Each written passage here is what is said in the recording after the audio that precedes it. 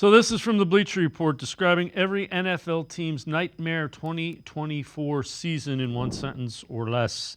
For the Browns, the well-paid Deshaun Watson, who has started just 12 games since the end of 2020 and was thoroughly unimpressive in most of those outings, fails to regain his magic from the 2017 through 2020 in Houston.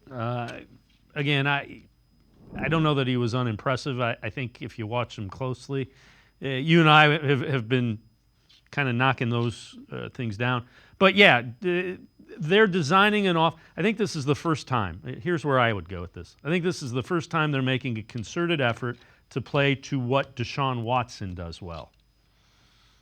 Yeah, but I mean, there's a couple of things here. Look, do I still think the Cleveland Browns make it to the playoffs last year if Deshaun Watson finishes the season the quarterback?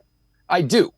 But again, if we didn't see it, we can't necessarily give him credit for it.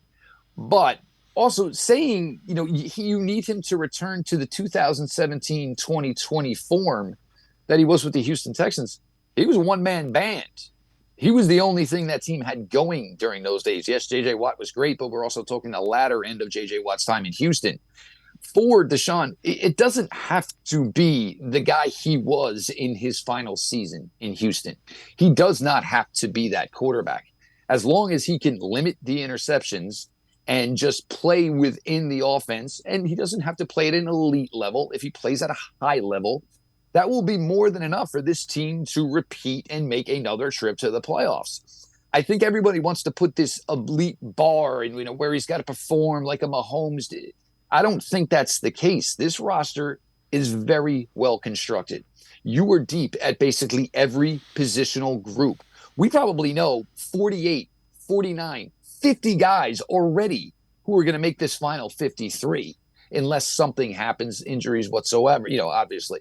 But it doesn't have to be elite Deshaun Watson.